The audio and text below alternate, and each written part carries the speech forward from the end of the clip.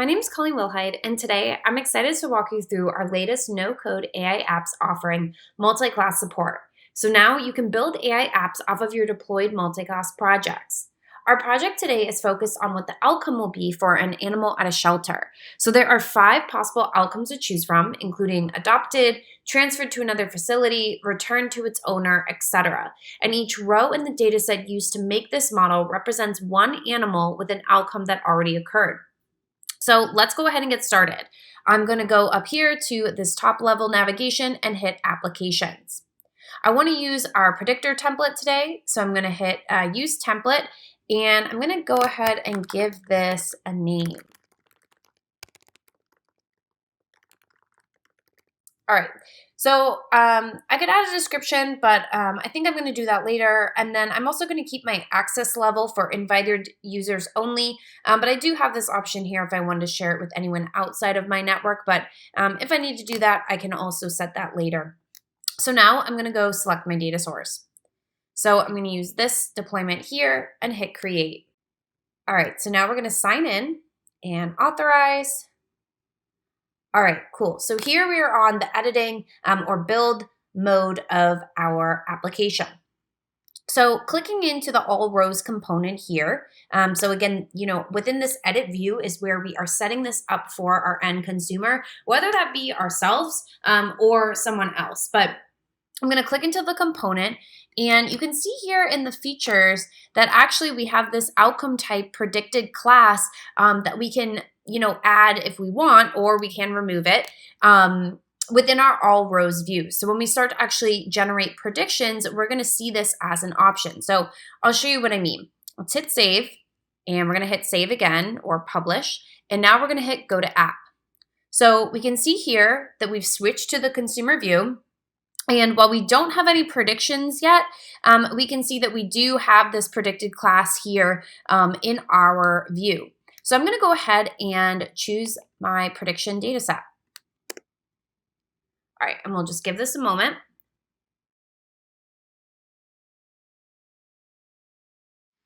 Okay, so you can see here now that our data set has uploaded that we actually can sort by here for the outcome type, and then we have the prediction. So let's go ahead and click into one of these prediction rows. So we can see here we have general information, prediction information, and if we scroll down, we have the prediction explanation. So actually, if we want to choose from this drop down here, we can actually get the prediction explanations to generate for these top 3 classes here. So we also now have support for what if and optimizer functionality for multi-class. So let's go ahead and configure both of these. So to do that, we're going to go back to build mode, and we're in this prediction details page, which is exactly where we need to be. Okay, so we can see that the widget is currently hidden. So let's hit this eye icon, and we can see now that we can edit it, but it's not yet configured. So as is consistent with the rest of the application, let's click into it to begin setting it up. So let's go ahead and select some features here. So I'm going to do sex, age. It actually looks like the hour of day is pretty impactful. So I'm going to hit that. And then I'm also going to do the animal type. So I'm going to hit save there. So now we've selected our features, and I'm going to go into properties. So you can see here we need to toggle this on for the optimizer, and then it's identifying for us that we need to select a target for the optimizer. So since we want to maximize a possibility of adoption, I'm going to select that here, and you can see here it's already automatically set to maximize for this. So as far as views, I'm actually going to choose this table view here, and I'm all set with this, so I'm going to hit publish, and let's go to app. So let's go ahead and choose this option here. And we see we only have about a 56% chance of adoption. So let's let this finish running the simulations and see if we can get this up a little bit. All right. So we have a bunch of different scenarios here. And so we can see also that this is a neutered male. And so it does look like the optimal is for a spayed female. But let's see what else we can do to hopefully up this possibility. So let's hit add scenario here. And, we can't change his sex. But I'm curious to find out if maybe the cat was a little bit younger. Would it up the chances of adoption? It also seems like, the date and hour of the day matters. So let's see if we did 0 for this.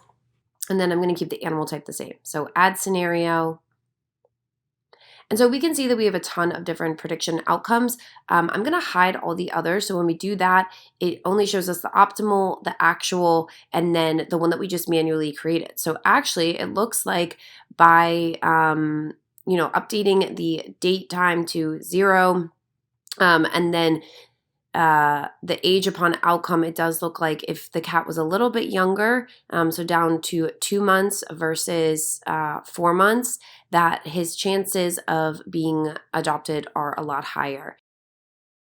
Okay, so we can see, how easy it is to create different scenarios and simulations to basically up what we're interested in. So we really want to maximize for adoption. So, we could continue to explore, maybe adding what breed it is, continuing to change around the age of the animal, etc. But now let's go ahead and jump into build mode again so that we can look into how to configure different charts. So let's go to build and choose our editing page as home, and we can go ahead and begin to formulate our charts. Okay, so let's go ahead and add a line chart. I'm going to move this up here. And let's select the features. So let's do the animal's sex and then also the outcome type. So hit save. And now actually, I want to add a category filter here because we don't want to see the probability for all of these. We want to be able to filter by category. So I'm going to click into this. And now I'm going to choose outcome type. So I'm going to hit publish and go to app. So now we can see for adoption type, it goes ahead and gives us the result that we are interested in seeing. That's it for today. Thanks so much for watching.